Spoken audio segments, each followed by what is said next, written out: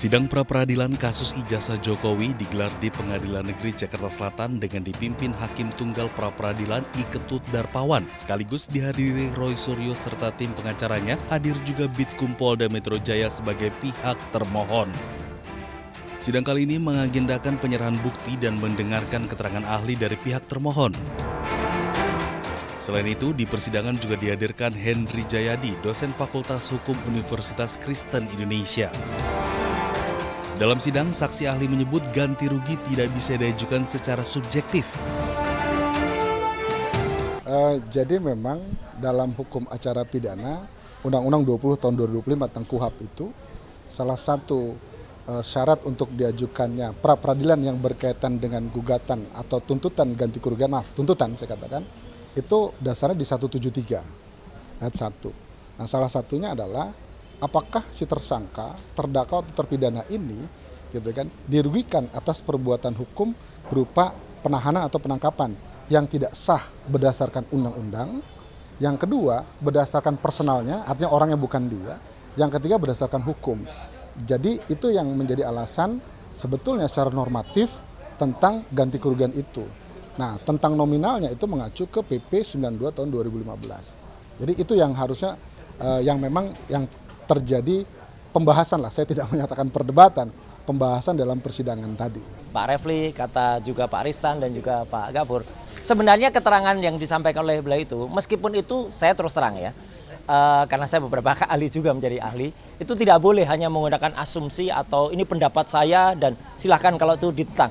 Sebaiknya dia benar-benar netral gitu. Tapi kalau kita benar-benar menggunakan pendapat dia, sebenarnya kita sangat diuntungkan. Karena pertama, ya, dia mengatakan salah dia sebenarnya. Tadi teman-teman mungkin nggak sampai karena saya ngikuti betul ya. Dia mengatakan minimal itu ketika dia mengucapkan pertama kali sesuai dengan aturan, dia bilang minimal 50 juta, maksimal 100 juta. Salah. Ya, itu ada rekamannya, silakan dilihat. Ya, minimal harusnya 500.000. Ya, kalau minimal 50 juta berarti kita dapat minimalnya 50 juta kalau menurut ahli tadi. Ya. Dalam pra-peradilan jilid ketiga terkait kasus dugaan ijazah palsu Presiden ke-7 Joko Widodo, kubu Roy Suryo menuntut ganti rugi sebesar 206 juta rupiah atas penangkapan dan penahanan yang dinilai tidak sah. Dari Jakarta, Indira Utomo, Jaka Samsa, iNews melaporkan.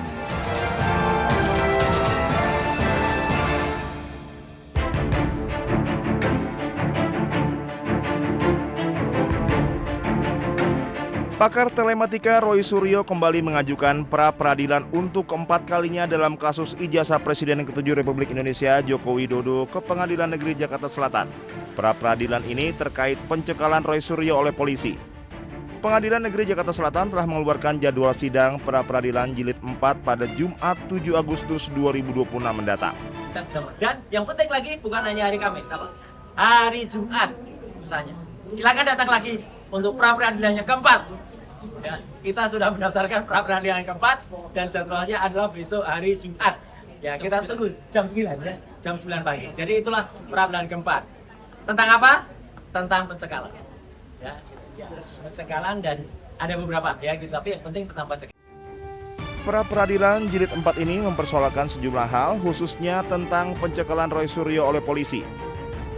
Pasca ditetapkan sebagai tersangka kasus ijazah Jokowi, termohon dalam gugatan pra-peradilan jilid 4 ini masih sama, yakni Polda Metro Jaya dan Kejari Jakarta Selatan. Dari Jakarta, Tim Liputan iNews melaporkan.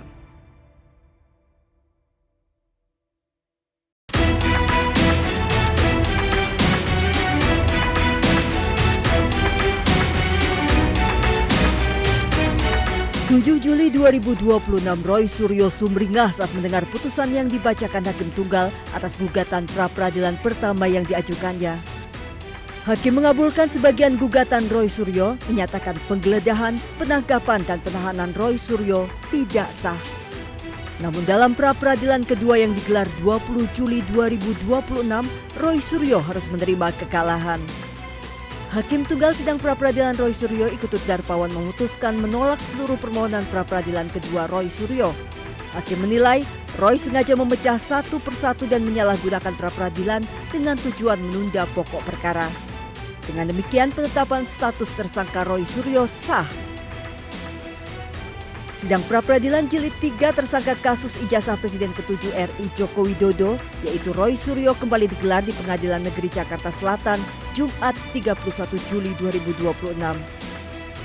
Untuk ketiga kalinya, Roy kembali menggugat pra-peradilan Polda Metro Jaya untuk mengganti rugi 206 juta rupiah.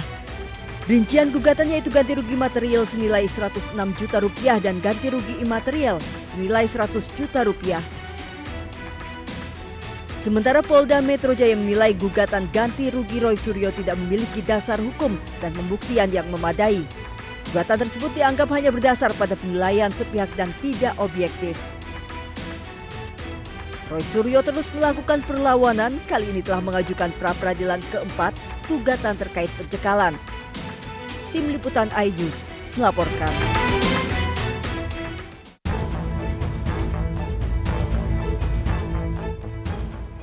Dewan Pengawas KPK akan memeriksa anggota Polri yang berdinas di KPK sebagai staf administrasi lembaga Setia Budi Dias Oktavianto yang menjadi tersangka kasus dugaan pemerasan. Ketua Dewan Pengawas KPK Gus Rizal menyatakan pihaknya akan memproses Dias sesuai ketentuan yang berlaku, sekaligus sebagai bahan evaluasi di internal KPK agar peristiwa serupa tak terulang kembali. Tentu kita akan memproses sesuai dengan ketentuan yang berlaku. Apakah masuk ke dalam kode etik? Masalahnya sekarang status yang bersangkutan adalah anggota Polri, sehingga kita perlu hati-hati terhadap laporan tersebut, apakah dikembalikan kepada kepolisian sehingga Dewas tidak berhak melakukan pemeriksaan, akan tetapi kita melakukan pemeriksaan untuk evaluasi sehingga jangan sampai terjadi lagi untuk yang akan datang. Sebelumnya KPK menetapkan 4 tersangka terkait kasus dugaan pemerasan di lingkungan pemerintah Kabupaten Pemalang, Jawa Tengah. Para tersangka sudah dilakukan penahanan untuk 20 hari ke depan di Rumah Tahanan Negara Gedung Merah Putih KPK. Dari Jakarta, Tim Liputan iNews melaporkan.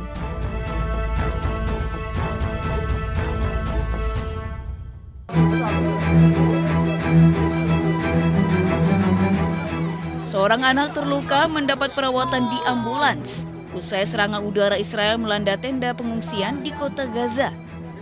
Para korban tewas maupun luka-luka langsung dilarikan ke kompleks medis Al-Shifa. Menurut media Palestina, 18 warga tewas dan lainnya luka-luka akibat serangan udara Israel. Mirisnya sebagian besar korban merupakan anak-anak. كلهم ولاد صغار اغلبهم ولاد صغار وبنات كلهم قطعوا كان في العرس وجاي هنا اتفرج عليهم تتجوز بظبط له خيمته هي تقطع فيها خيمته بتاعت اللي تتجوز فيها تقطع فيها هي ولد صغير هذا ايش ذنب هذا الولد الصغير. Serangan Israel menghantam sebuah tenda pengungsian dekat Masjid Al-Nour dan kendaraan di wilayah Al-Saraya yang menyebabkan korban jiwa dan luka-luka. Serangan terjadi di tengah upaya pelucutan senjata dan negosiasi mengakhiri konflik Gaza. Menurut Kementerian Kesehatan Gaza, perang ini telah menewaskan lebih dari 73.000 warga Palestina dan melukai ratusan ribu lainnya.